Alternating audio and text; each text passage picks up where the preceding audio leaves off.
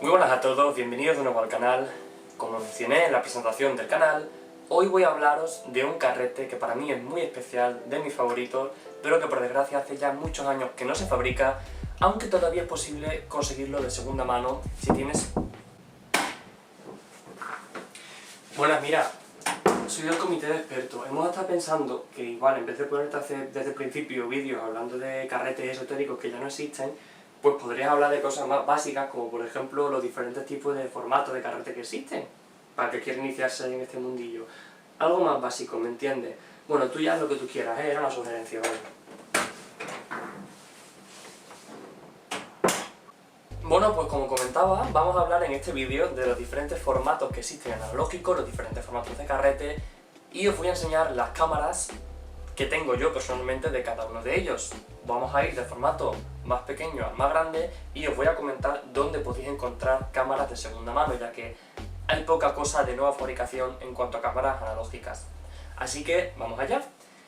En primer lugar vamos a empezar por el formato 110. Es un formato que está ya prácticamente olvidado y que de hecho es el que tengo aquí.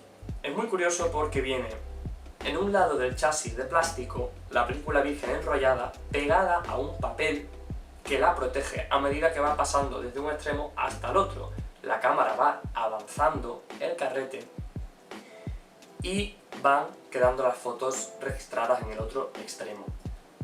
La cámara que podéis ver en el vídeo es una bastante curiosa, porque normalmente las cámaras para este formato eran cámaras compactas, que si bien daban una versatilidad enorme, la podías llevar en un bolsillo de la chaqueta, no daban la mayor calidad.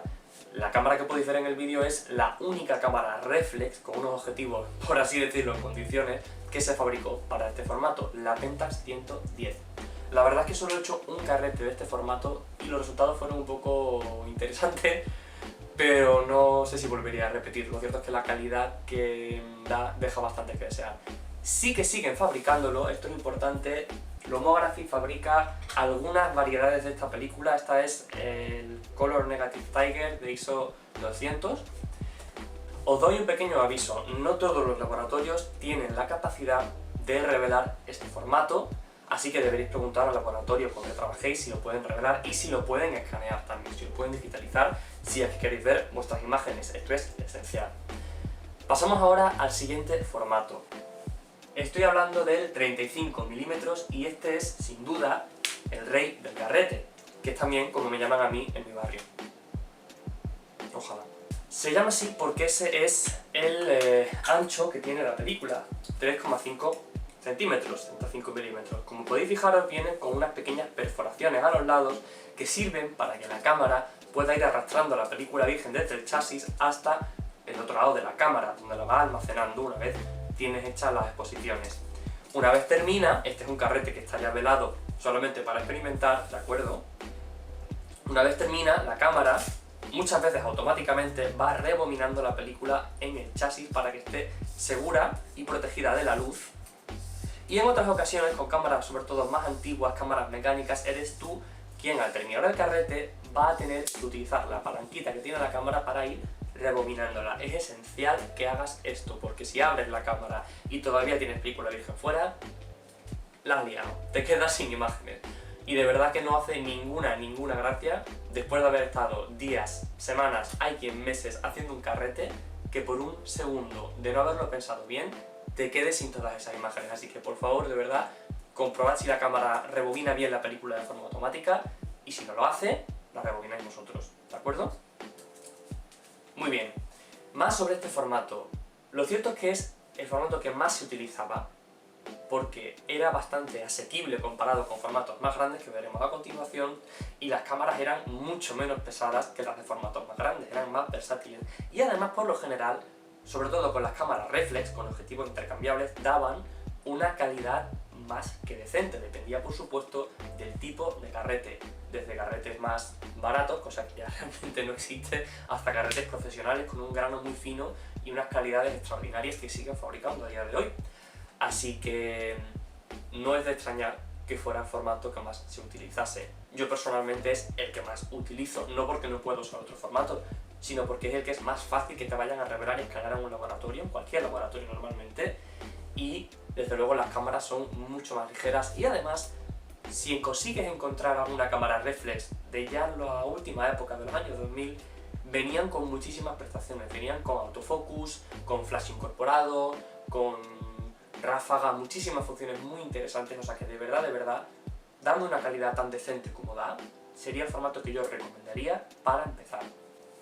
Es más, si quieres empezar en este formato y aún no has comprado una cámara, existen cámaras de un solo uso, tanto de Kodak como de Fuji, y creo que también de otras marcas, que te permiten hacer unas cuantas fotos, llevar la cámara al laboratorio y que te devuelvan las imágenes. Y si te gusta la experiencia, que evidentemente si tienes corazón te va a gustar, puedes ya comprarte tu cámara compacta, tu cámara reflex o la que tú quieras, para que te sea más barato comprar película virgen sin necesidad de gastar dinero en la camarita desechable cada vez, y también, seamos sinceros, porque genera bastante menos residuos, ¿de acuerdo? Ahora sí, pasamos al siguiente formato, que es el formato medio o formato 120. Es un formato que da mayor calidad, principalmente por el tamaño del negativo. Cuanto más grande es el negativo, más área tiene la imagen para expandirse y mayor nivel de detalle se puede capturar. Por eso, históricamente, el formato medio lo han utilizado principalmente fotógrafos profesionales, aunque también graciosillos, y ese es el motivo por el que yo lo he podido probar. En concreto, el formato medio 120 se llama así por el ancho del negativo. Si os fijáis... pues no tengo ni idea, son 6 centímetros. De hecho, normalmente el ancho son, como os digo, 6 centímetros, y en ocasiones el tamaño de la imagen puede variar entre 6 por 4,5, 6 por 6 o 6 por 7. Incluso hay cámaras de 6 por 9. Y en función del tamaño del fotograma que vaya en el negativo, pues evidentemente te saldrán más o menos fotogramas en cada carrete. Este personalmente es el formato más grande que yo he llegado a hacer, principalmente porque, como ahora os explicaré, el siguiente formato ya se va de presupuesto. Yo tengo en concreto dos cámaras, que son la mamilla 645 y la mamilla RB67. Como indican los números, una hace fotos en formato 6x4,5, de ahí que salgan 15-16 fotos, y la otra 6x7, de ahí que salgan unas 10 fotos. Este formato es mucho más antiguo que el 35 mm, de ahí que muchas de las fotos que hacían nuestros abuelos estuvieran en este formato. Ahora bien, hay diversos problemas. El primero, como comentaba, es que te permite sacar menos fotos que el 35 mm. Un carrete de 35 te permite normalmente unas 24, incluso 36 fotos, mientras que esto te permite sacar unas 15, 16 como máximo. Otra desventaja es el precio de las cámaras. Las cámaras son muy caras. Si bien una reflex de 35 mm media puedes llegar a encontrar de segunda mano por 50 euros, 100, algunas de las mejores también por 200, 300 incluso, las de formato medio que merece la pena usar te pueden costar entre 1000 y 2000 euros, son bastante más caras, así que no os lo recomendaría salvo que seáis profesionales.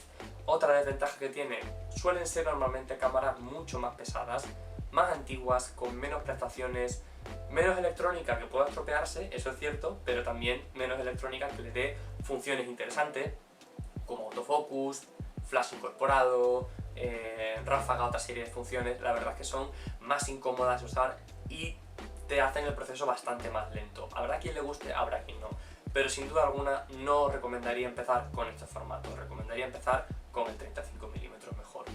Y por último vamos a hablar del gran formato. Este precisamente es el único que yo no he hecho y no os puedo enseñar, y consiste en unas cajas en las que vienen unas láminas de película rectangulares que van desde 10×15 en cuanto a dimensiones hasta 20×25. Evidentemente con este tamaño dan las calidades más altas y se utilizaba para la industria de la moda o en general para poder imprimir carteles de grandes dimensiones que colocar por ejemplo en la fachada de un edificio, porque en otras circunstancias normalmente no ibas a necesitar tanta calidad. Lo que se hacía era poner la lámina de película o la placa de película en un soporte especial que luego se ponía en la propia cámara y después se hacía la foto. Son las típicas cámaras de fuelle que te ves en el viejo este, ¿no? El que se ponía el señor este aquí como la sábana por encima y luego hacía la foto. Esas son. Y por supuesto son ridículamente caras. Lo cierto es que nunca me he planteado hacer este formato. En las cajas no sé cuántas láminas vienen, pero desde luego creo que sale muy caro hacer una sola foto y además es complicado encontrar aquí en España un laboratorio que te vaya a revelar este tipo de películas, por lo cual igual tienes tú que comprarte un tanque especial que te permita revelarlo, y esto ya va añadiendo costes y ya veis a dónde quiero llegar. Ahora bien, si tienes suficiente presupuesto y te puedes permitir comprarte tanto la película como las cámaras, mi recomendación es que no lo hagas, por Dios, son muy caras. Vete de viaje a Tokio, cómprate una casa, vete a cenar sushi todas las noches, no merece la pena gastarse dinero en este formato por sacar un poco más de calidad.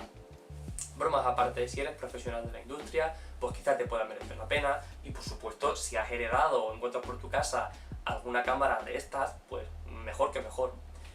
Pero de nuevo, no sería desde luego el formato que yo recomendaría para iniciarse en el analógico.